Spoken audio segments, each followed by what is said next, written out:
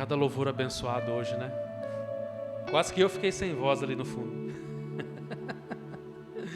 Para honra e glória do Senhor. Quem trouxe sua Bíblia, abra lá no Evangelho de Mateus, capítulo 5. Evangelho segundo Mateus, capítulo 5.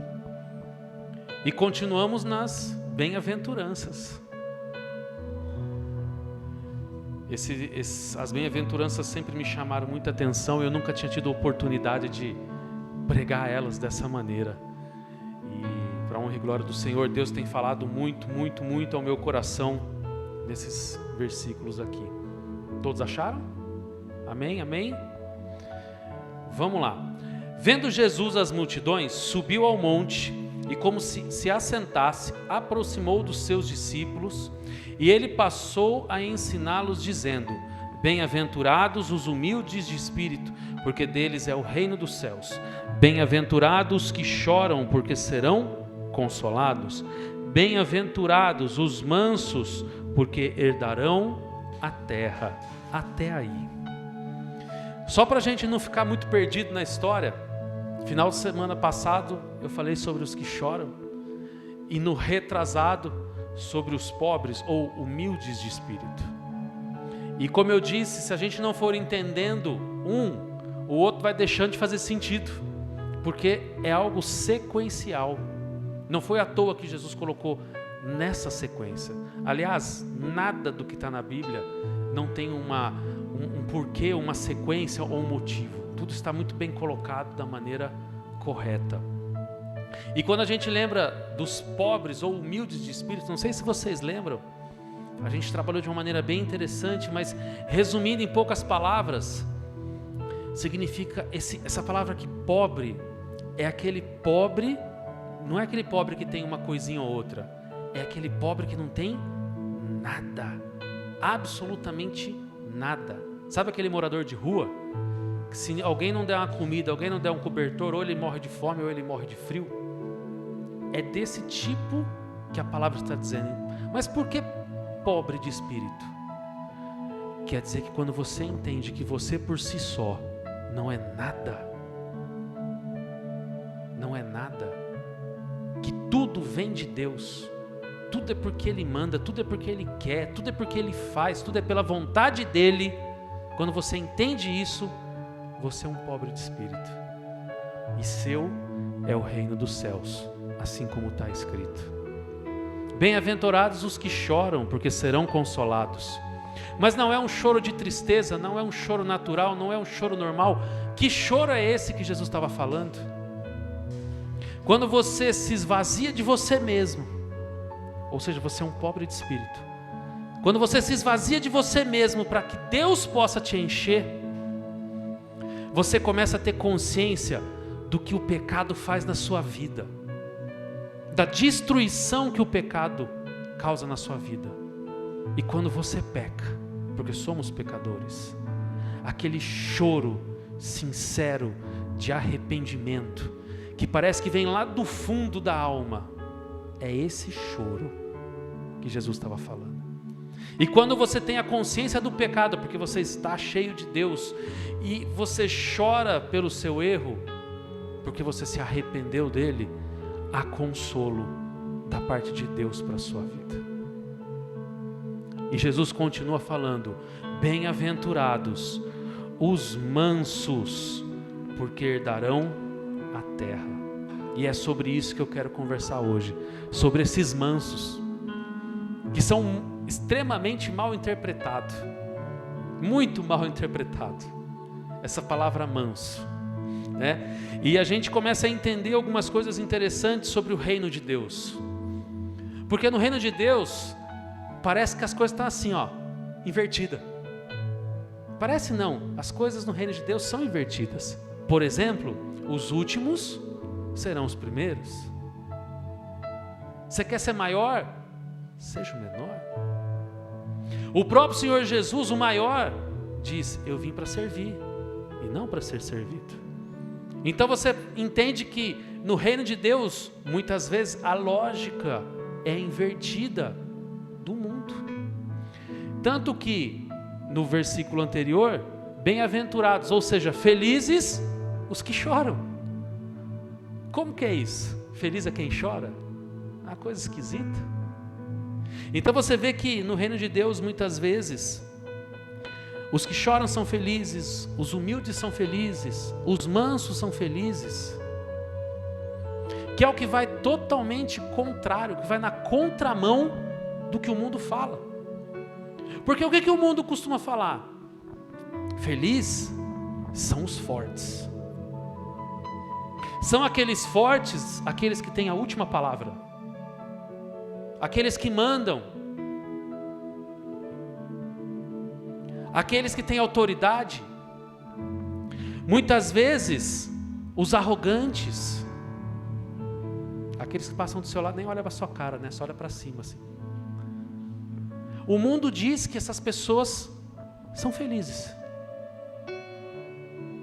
Porém, na lógica de Deus, são não. Na lógica de Deus, essas pessoas não são felizes. Pessoas que muitas vezes nos tratam com desdenho. Comentários infelizes, palavras duras, palavras que machucam mais do que pancadas físicas. O mundo diz que elas são felizes, mas no reino de Deus não são. Você vê que Jesus, durante muitas e muitas passagens, e fica nítido que ele vem para confundir muita gente. Para muita gente ele vem tirar a venda dos olhos, para que a pessoa venha enxergar as coisas como elas realmente são. Mas para algumas pessoas ele confundiu. Ele veio para confundir. Por exemplo, se tinha um povo na época dele gostava de uma encrenca, era um povo que eram os fariseus. Esses gostavam de uma encrenca, de um problema. A maioria das vezes que tentaram apedrejar Jesus, tinha um fariseu ali no meio, gritando: blasfêmia, blasfêmia, vamos apedrejar esse homem.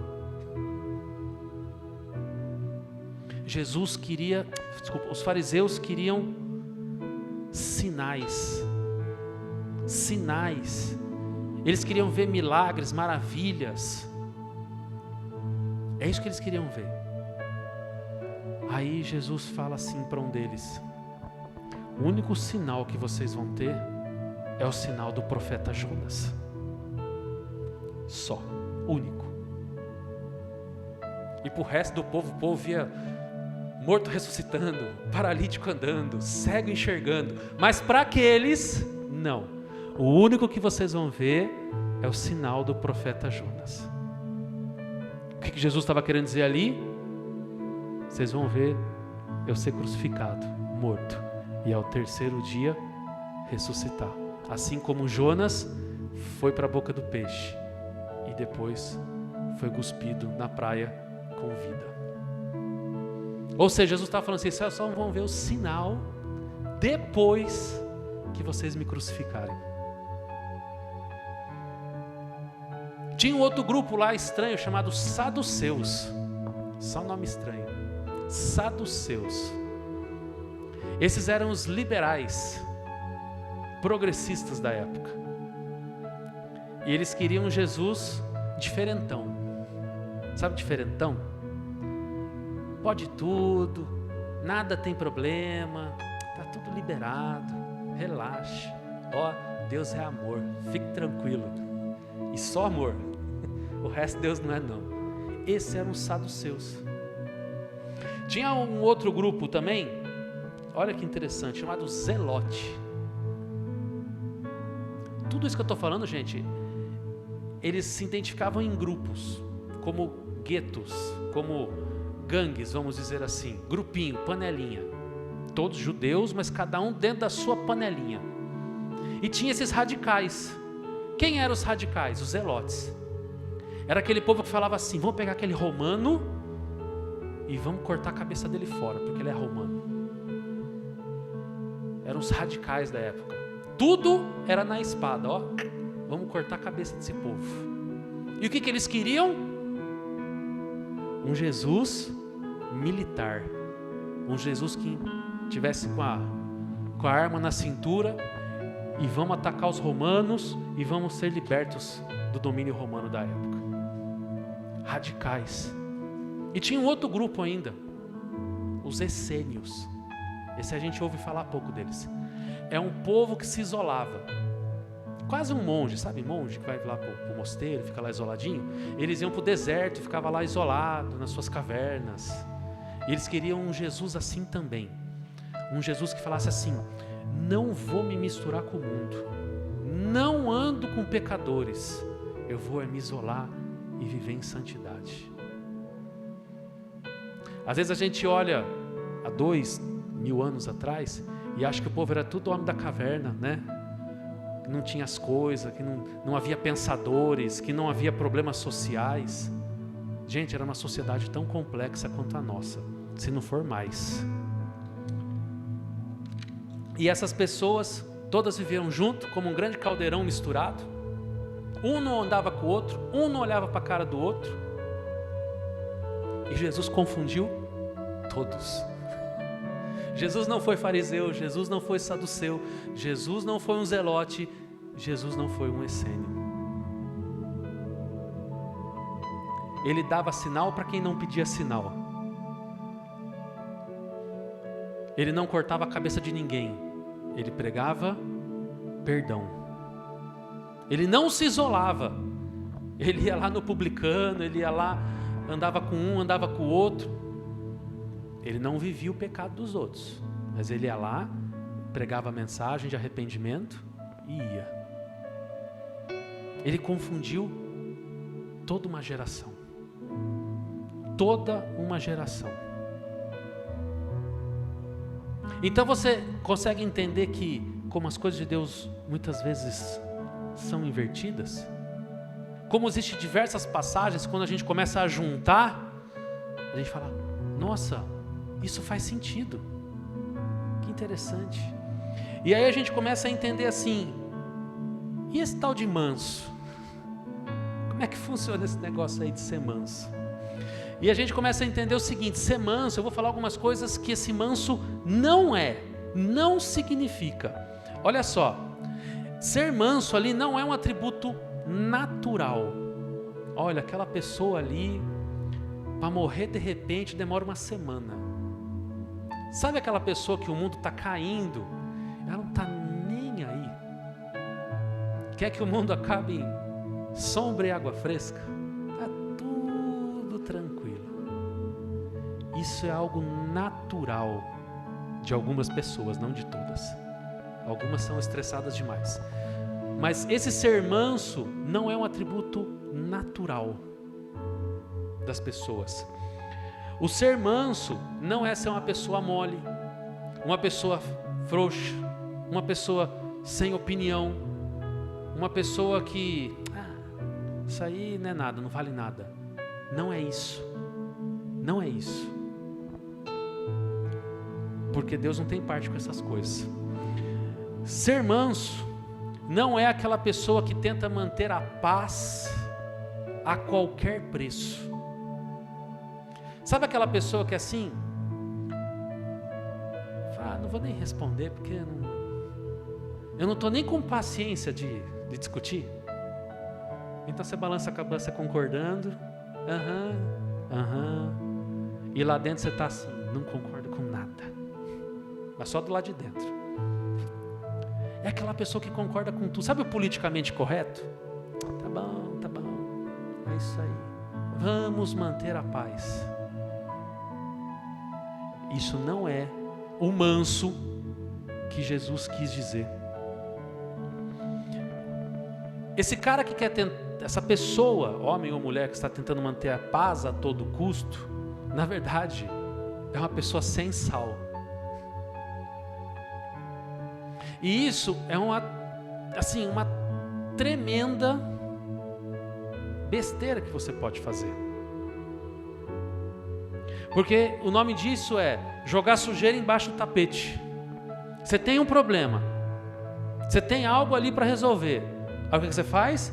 Empurra com a barriga. Se não empurrar com a barriga, você levanta o tapete e joga embaixo do tapete. e larga aquele problema ali, e você não resolve. Isso, em algum momento da sua vida, vai dar problema, porque você não resolveu aquilo, você simplesmente escondeu aquilo, você embarrigou aquilo para o outro lado. Problemas foram feitos para ser resolvidos.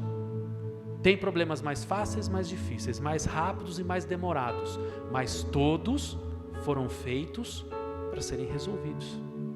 Tem problemas que fogem da nossa ossada. Fala assim, não está mais na minha mão. Quando foge da sua mão, ou seja, fugiu do seu possível, ele começa a ser o problema de Deus, porque Deus não trata no possível, Deus trata no impossível. Aonde a nossa mão não alcança, é onde a mão de Deus pode chegar. Quando o problema é só com você, amém. Agora quando o problema está no outro, aí ficou difícil, né? Você não pode convencer as pessoas do que elas não querem fazer. O único que pode convencer é o Espírito Santo. Aí a solução do seu problema passou a ser pela fé e não pela força do seu braço. Pela fé. Joelhinho no chão. Sabe aquele joelhinho de crente assim que é calejado, coitado? Tem uns joelhos que você olha assim e fala, é crente, hein? Tá com o joelho até grosso de tanto ficar ajoelhado. Brincadeira, mas tem gente que tem mesmo. Então, nós temos que enfrentar esses problemas. Mas isso tem nada a ver com manso, vamos continuar com manso. Ser manso não é ter aquele baita daquele controle emocional. Sabe aquele controle emocional assim? A pessoa está falando para você algo que você não quer ouvir, você faz aquela cara assim.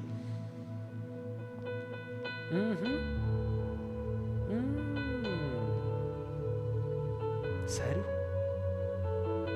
É isso mesmo? Aquele sorriso falso, amarelo assim. O nome disso é controle emocional. A pessoa está ali despejando um monte de coisa em você, você faz aquela cara de paisagem. Concorda? Controle emocional. Você não é uma pessoa reativa. Cuidado dessas pessoas. Ficar engolindo muito sapo, uma hora você explode. Tanto cheio de sapo você vai estar dentro de você. Detalhe à parte. É interessante então que esse manso que Jesus estava querendo dizer não é um atributo particular, não é algo físico. Da mesma maneira que os pobres de espírito, também está falando de uma verdade espiritual, porque não é pobre de dinheiro, não é pobre de recursos, é você ser pobre da sua própria força. Por quê? Porque você quer fazer isso para que Deus tenha domínio sobre você. Do mesmo jeito que o choro também é uma verdade espiritual, porque não é choro porque alguém morreu, porque eu estou triste ou porque eu perdi algo, é o choro do arrependimento do pecado. Então esse manso, logo, não pode ser um atributo pessoal, físico e carnal. Também é uma verdade espiritual. Pessoas mansas, no sentido da palavra, são pessoas que enfrentam problemas de cabeça erguida. Não é nariz empinado, é cabeça erguida. São coisas totalmente diferentes. Nós, crentes, estamos vivendo uma época, a gente está começando a ver um certo preconceito, uma certa perseguição, um certo desdenho de muita gente. E nós, ao mesmo jeito que muitos cristãos do passado, que passaram por perseguição, talvez nós passamos também, não sei como vai ser o futuro. Mas não só a perseguição, problemas do nosso dia a dia, problemas no trabalho, problemas com a família, problemas de relacionamento, qualquer tipo de problema. Como que os mansos passam? sereno. Não é falsidade, ok? É tranquilidade. É fé. Fé que Deus é o Deus que cuida, protege, defende, honra e peleja ao nosso favor. Quando você tem certeza disso, gente, meus irmãos, minhas irmãs, pode estar o Golias aqui, da altura desse teto aqui. Deus está comigo. Ah, ele é grande. Deus está comigo. Deus é maior do que ele. Assim como Davi fez. Quem é esse incircunciso para ofender o exército do Deus vivo? Davi, hein, ó, pequenininho, magrinho, força militar nenhuma, perto dos caras grandes lá do exército, coitado, não era nada. Mas ele enfrentou a dificuldade com coragem, com serenidade. Deus está comigo. Por quê? Porque eu estou defendendo os interesses de Deus. Ele estava ali à frente. Ele não estava defendendo o interesse próprio. Ele não queria matar o Golias porque ia casar com a filha de Saul. Ele não estava querendo matar o Golias porque ele ia ficar, ele e a família, sem pagar imposto. Ele estava ali, bravo, querendo matar o gigante, porque o gigante tinha ofendido o povo de Deus. Ele estava defendendo ali a honra do povo de Deus. E o resultado, todo mundo já sabe. Essa questão de ser manso, olha o que Cristo fala: aprendei de mim, porque eu sou manso. Olha como não é um atributo natural. Jesus é manso? É, porque ele diz que é. Quando Jesus chegou no templo e viu todo mundo fazendo comércio ali dentro do templo, o que ele fez? Gente, fez uma arruaça ali. Meteu o pé na mesa, na cadeira, pegou o chicote, ele fez um esparrama naquele lugar. Se Jesus fosse uma pessoa mansa no sentido natural das coisas, ele só ia olhar para aquilo e dentro dele ia falar: bando de víbora. E não ia fazer nada, porque ele seria o quê? Manso no nível natural. Mas não, quando ele viu o povo fazendo errado, dá-lhe chicote no povo. Sai daqui que vocês estão fazendo comércio na casa do meu pai.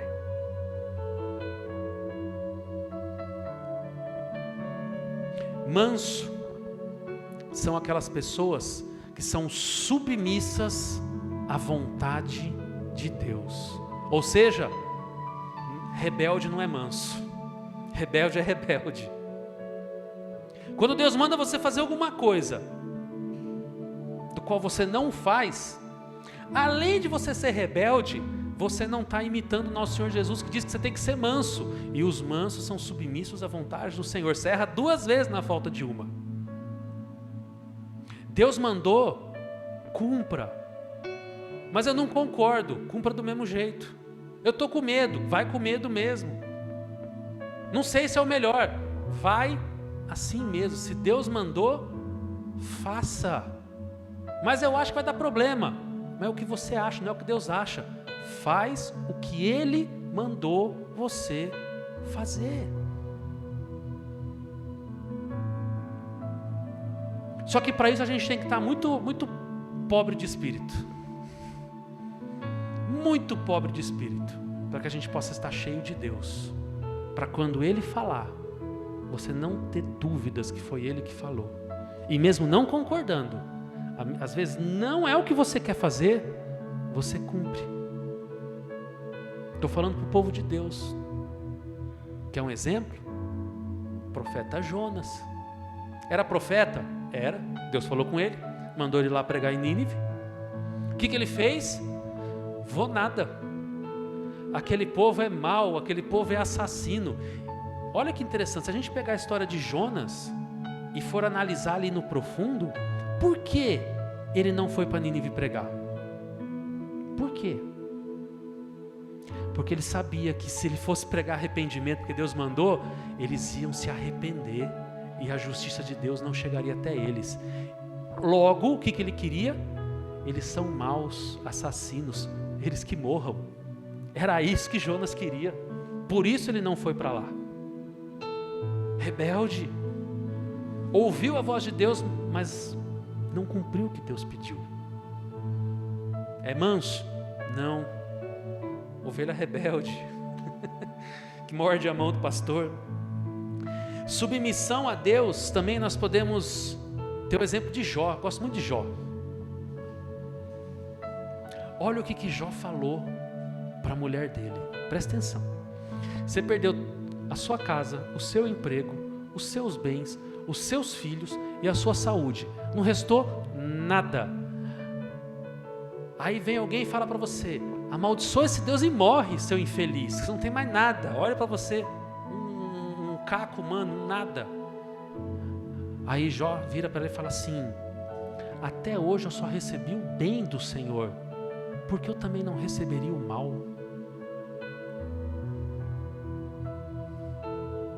Submisso a Deus ou não? Manso ou não? Mas muito manso. O Senhor não é mais manso que Moisés, porque a palavra do Senhor diz que Moisés foi o mais manso. Se não tivesse escrito isso, eu ia achar que era Jó.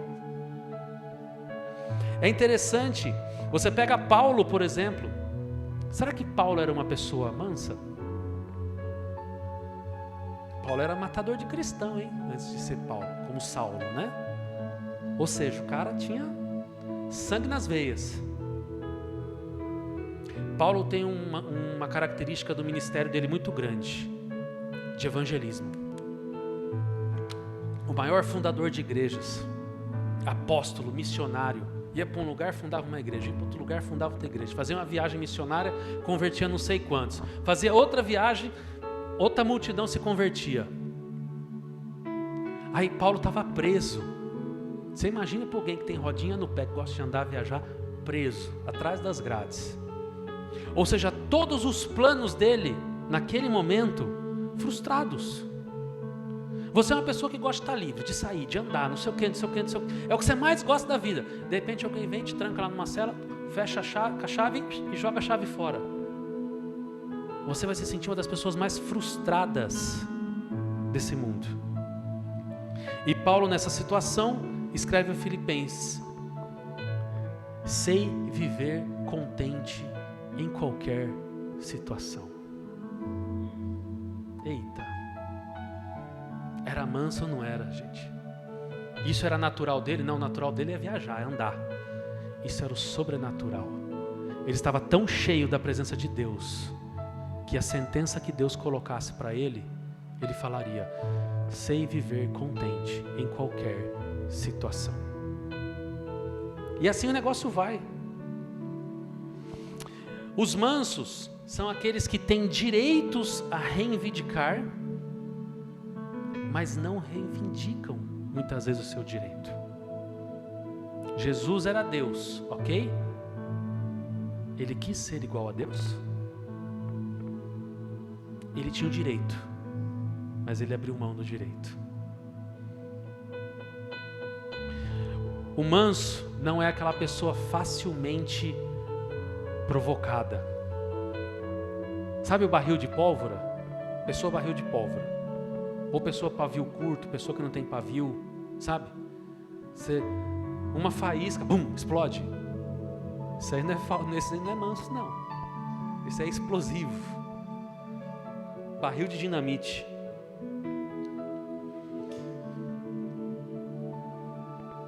Os mansos são pessoas dispostas a passar pelo dano das suas escolhas, sem murmurar. Porque não adianta, gente. Você plantar é opcional, mas colher não. Tudo que você plantar, você colhe. Mas eu não vou plantar nada, também não colhe nada. Então não tem jeito, tudo é um plantio. E tudo que você plantar hoje, amanhã, depois de amanhã, daqui 1 ano, daqui 10, daqui 50, você vai colher. É inevitável, ninguém foge dessa lei. O que você plantar, você vai colher. E o manso, segundo a Bíblia, é aquela pessoa que entende que muitas escolhas que ele fez lá ainda refletem aqui. Mas ele entende que isso é consequência das suas escolhas e que daqui para frente ele deve fazer novas escolhas em Deus para que danos não venham mais lá na frente. Não é aquela pessoa, mas por que eu estou passando por isso hoje? Mas não sei o quê. Reclama. Isso não é manso. Não é. Tome atitudes diferentes hoje, para que você colha frutos diferentes amanhã. Mas isso fica para uma outra pregação. Essa questão de sofrer o dano, olha que interessante. Abraão e Ló. Acho que todo mundo conhece a história. Abraão sai da sua terra, sai da sua parentela. Aí o cabeção do Abraão sai da sua terra, sai da sua parentela. Ele cata o primo e leva junto. Gente, era para sair da parentela. Ele levou o primo. Já foi desobediente. Mas tudo bem. Passou-se lá muitos anos. Não era para ele ter feito. Ele plantou uma coisa que Deus não mandou ele plantar. Começou a ter a rixa entre os pastores de ovelhas de Ló e de Abraão, porque os dois estavam crescendo muito. Acho que já não tinha pasto para todo mundo, não tinha espaço para todo mundo. Ou seja, se ele tivesse ouvido a voz de Deus como ele deveria, ele já não teria esse problema.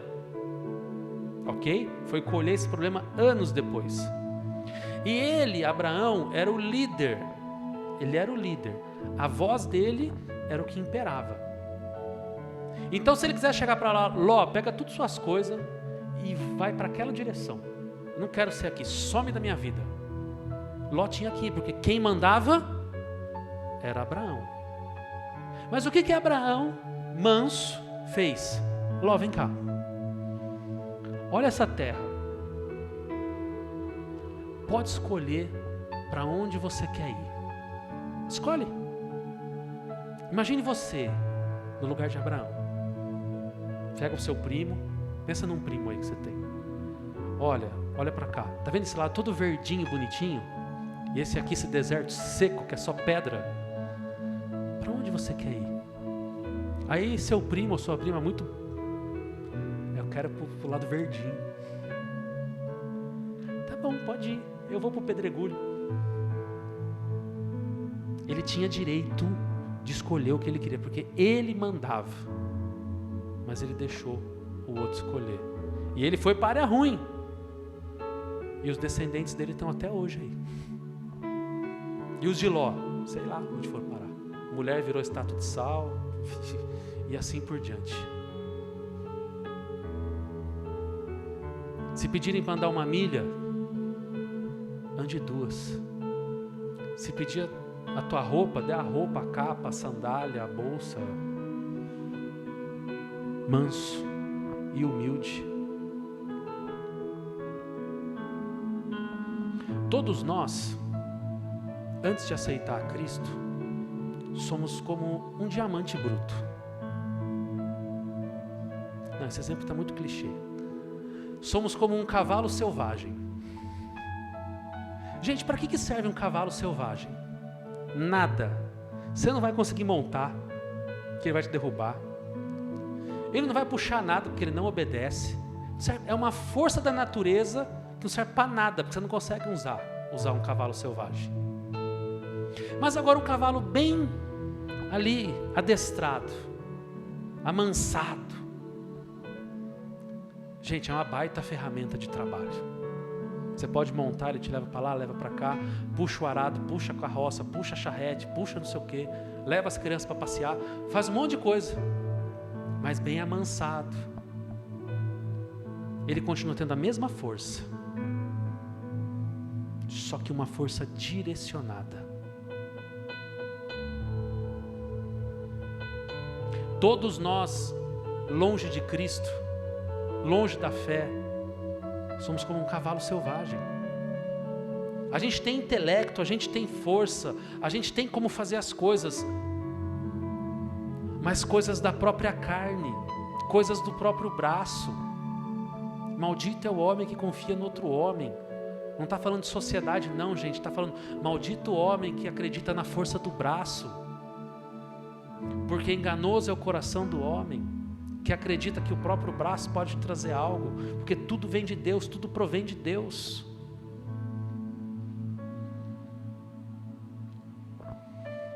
Se você se identificou com algumas coisas aí sobre os mansos, que você falou, isso na minha vida tá... Hoje é uma boa oportunidade de você pedir para o Espírito Santo. Espírito Santo, tomei um cavalo selvagem. Por favor, me amansa um pouco, me ajuda. É interessante isso, porque o versículo diz assim, né? Bem-aventurados os mansos, porque herdarão a terra. Presta atenção. Herança é um negócio interessante, né? Por quê? Primeiro que você não conquista, você recebe. Herança, geralmente você não trabalhou por ela, você recebe de graça. Morreu alguém, você é herdeiro, vem para você, cai ali, ó, na sua mão, de bandeja. Perceba que não é por mérito próprio que você recebe a herança.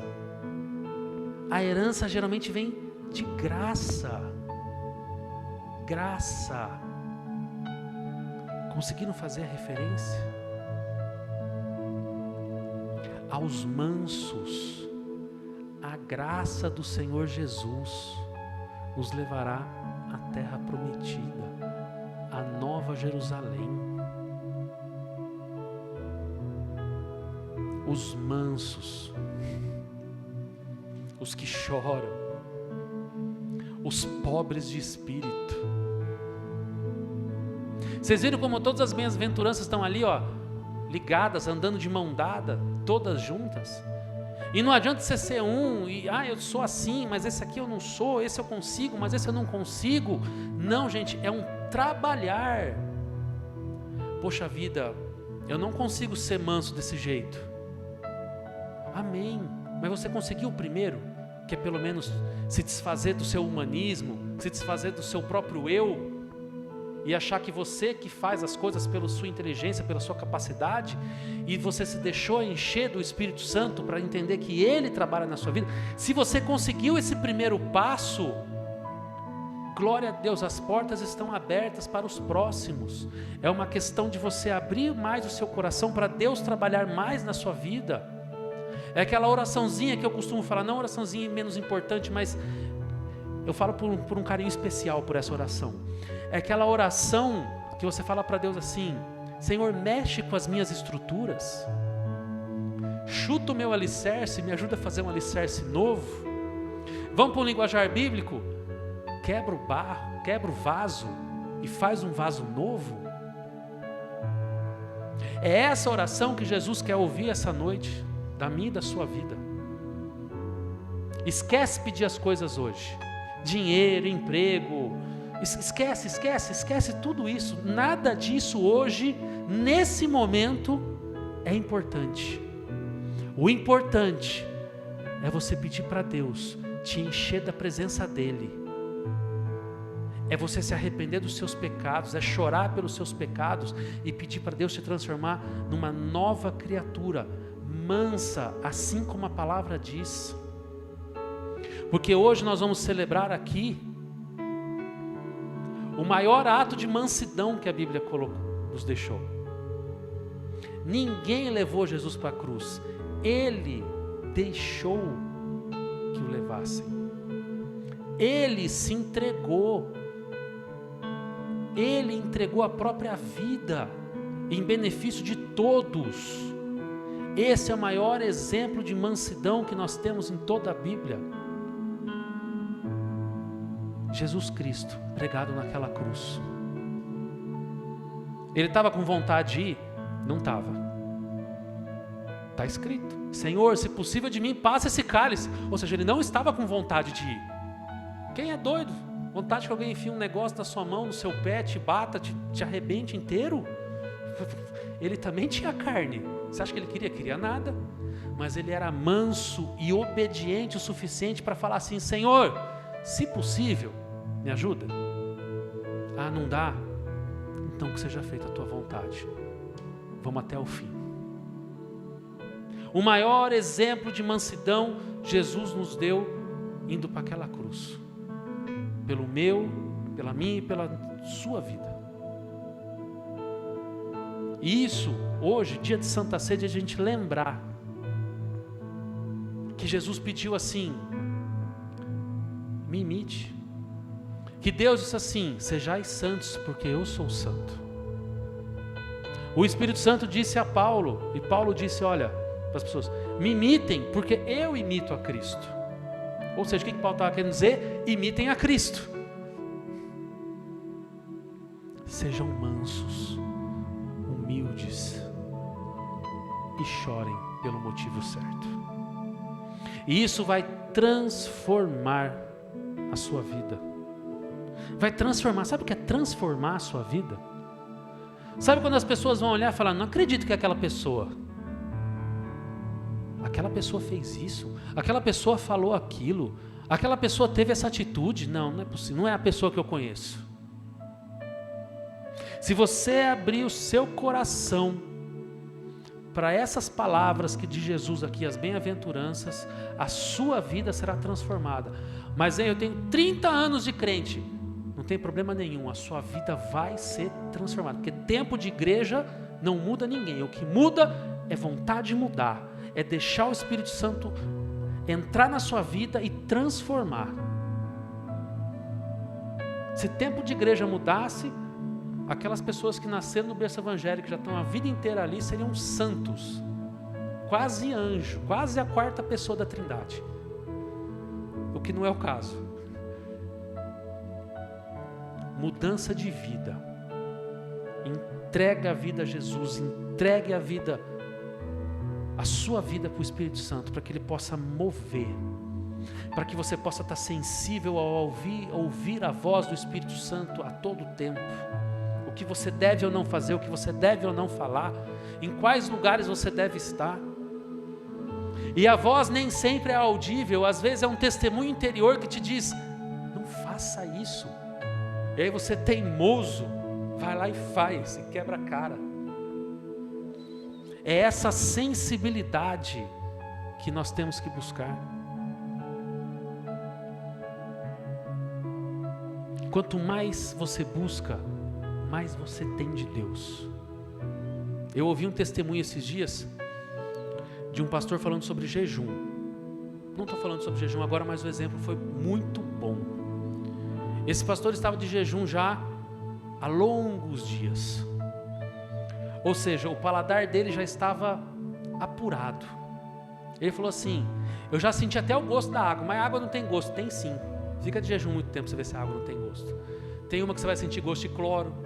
Tem umas que você vai sentir estranha, meio pesada, outras mais gostosas. Você vai sentir gosto. É igual tomar água em filtro de barro. Não tem gosto de barro? É a mesma coisa. Cada cidade, cada mina de água tem um gosto diferente. E aí ele foi num restaurante, porque eu tinha outros pastores com ele. Ele falou: ele queria ir, os pastores: não vá, está de jejum, vai ficar vendo a gente comer. Não tem problema. Dentro do meu jejum, eu posso espremer um limão na água para eu poder tomar. Ele já estava há muitos dias de jejum. Então ele teve esse negócio com Deus: Senhor, eu vou espremer um limão porque tem hora que eu não aguento mais nem tomar água. Então eu preciso mudar um pouco o gosto da água, senão eu não aguento. Ele já estava 20 dias de jejum. E ali chegou no restaurante, ele pediu para o garçom: me traz um pouco de limão espremido. Aí ele ia dosando. Aí disse que o garçom trouxe um copo desse tamanho, cheio de limão. Aí ele olhou e falou: esse cara entendeu errado, ele me mandou uma limonada. Copo cheio, geralmente vem uma miséria de limão, o povo traz. Aí ele disse: mas será que isso aqui é limonada? Ele pegou e encostou na boca. Aí ele falou: tá doce, tem açúcar. Ô garçom, acho que houve um erro, eu pedi limão espremido. isso eu trouxe uma limonada. Não, Senhor, eu vi o cara da cozinha espremendo, só tem limão aí. Não pode ser. Eu experimentei, tá doce. Aí disse que outro pastor do lado, deixa eu experimentar. Mas mal relou na boca, azedo. Aí já começou a ficar brincadeira na mesa, né? Todo mundo, deixa eu experimentar também. Limão puro. O paladar dele já estava tão apurado, ele já estava tão desintoxicado, que ele estava conseguindo sentir a frutose, o doce do limão. Quanto mais vazio você tiver de você mesmo e mais cheio de Deus, mais sensível às coisas de Deus você vai ficar. Tipo sentir o doce no limão, azedo. É isso que nós temos que buscar na nossa vida. Esse é o objetivo que nós precisamos buscar. É esse nível de sensibilidade, é esse nível de comunhão com Deus. Não é menos do que isso. Esse tem que ser o nosso objetivo. E é por isso que nós temos que lutar, é por isso que nós temos que fazer. É por isso muitas vezes que nós fazemos sacrifícios para alcançar isso. Sacrifícios de às vezes, vou orar, mas estou com sono, mas vou orar porque eu preciso orar. Podia estar não sei onde, mas estou na igreja. Podia estar comendo um rodízio, mas estou de jejum. Podia estar fazendo isso, mas estou fazendo algo para Deus. Porque nós temos que buscar isso. Amém? E eu gostaria de fazer uma oração pela vida de todos. Pode se levantar? E depois a gente vai ministrar a ceia, para a gente não perder o embalo aqui. Esqueçam todo o resto. O que interessa agora é pedir para Deus te encher, para que você tenha esse nível de sensibilidade, até o nível de que o pecado te incomoda, até o nível que você possa chorar pelo seu pecado, até o nível que todo esse barril de pólvora que tem dentro de você seja arrancado e você seja uma pessoa cheia do Espírito Santo, mansa, assim como Jesus foi. Feche os seus olhos, vamos orar para isso. Querido Deus e eterno Pai, nos colocamos na Tua presença, Senhor, nesta noite, Pai. Jesus, o Senhor deixou o nosso maior exemplo de mansidão, que foi o Senhor entregando a Sua vida na cruz por nós, pelos nossos pecados, mesmo não merecendo. E Senhor, eu peço que nessa noite todos que estão aqui, quem está online também assistindo, quem vai assistir depois dessa pregação, que o Senhor possa ministrar na vida de cada um. Mas Senhor, eu peço algo, Senhor, que seja de maneira profunda, Senhor, que o Senhor vá em lugares, em profundezas, onde nunca ninguém chegou, onde cada um de nós nem deixa ninguém chegar, nem a gente pensa sobre aquilo, mas o Senhor conhece. Vai entrando, vai mudando, vai arrancando tudo que não presta, vai arrancando tudo que está escondido, vai arrancando tudo que traz dor, tudo que foi escondido embaixo do tapete, tudo que foi empurrado com a barriga para longe. Senhor, vem trazendo essas coisas à tona, vem mostrando para os teus filhos que eles têm que resolver os problemas, que eles têm que resolver as coisas, que eles têm que se esvaziar da própria vontade carnal, que eles têm que se esvaziar do próprio eu e deixar o Senhor encher, o Senhor preencher cada milímetro quadrado da vida de cada um aqui. Espírito Santo, vem enchendo esse lugar, vem enchendo a vida de cada um, Senhor, vem colocando as tuas mãos, Espírito Santo, e vem mudando a história, vem quebrando o vaso e vem construindo um vaso novo, um vaso de honra, um vaso cheio de unção, um vaso na tua presença de excelência, Senhor Deus. Vem colocando as tuas mãos, Pai, vem preenchendo a vida de cada um aqui hoje, vem mudando, vem mexendo com as estruturas, vai, Senhor, quebrando os alicerces, vai ensinando da tua parte, Senhor, que tu é manso, que tu, Senhor, faz as obras, o Senhor faz tudo na nossa vida, Senhor, que nós possamos entregar todo o nosso ser, todo o nosso entendimento, todo o nosso intelecto, toda a nossa força a Ti, Senhor, e descansar, porque o Senhor fará todas as coisas, porque o Senhor vai nos levar por caminhos que muitas vezes nós não entendemos, mas pela fé confiamos que o Senhor fará melhor, que o Senhor nos levará por caminhos retos, por caminhos aplainados, por caminhos de honra, por caminhos onde nós herdaremos a terra, onde nós seremos consolados nos momentos de dificuldade, momentos de bênção, momentos, Senhor, onde nós vamos poder usufruir da Tua presença, face a face, momentos, Senhor, onde a Tua presença vai rasgar o nosso coração no meio, momentos onde nós vamos só querer chorar na Tua presença, mas não de tristeza, mas de alegria, porque o Senhor faz uma grande obra, de alegria porque o Senhor nos visita, de alegria porque o Senhor nos consola, de alegria porque é o Senhor que faz todas as coisas na nossa vida. Senhor, vem abençoando cada um, que cada um possa sentir a Tua presença, Espírito Santo, assim como eu estou sentindo aqui, Senhor. Oh, decandalai assubre. Espírito Santo, vem fazendo a Tua obra, vem convencendo as pessoas do pecado, dos erros, Senhor, mas vai, Senhor, fortalecendo, para que haja crescimento, para que haja comunhão, para que as pessoas mudem de vida, para que as pessoas mudem de atitude. Fortalece a mente, fortalece o coração, fortalece o espírito, fortalece os pés, Senhor, para que possamos estar sempre firmados em Ti, Senhor. E nós Te agradecemos pelo Teu amor, pela Tua fidelidade, Senhor, no nome de Jesus. Amém.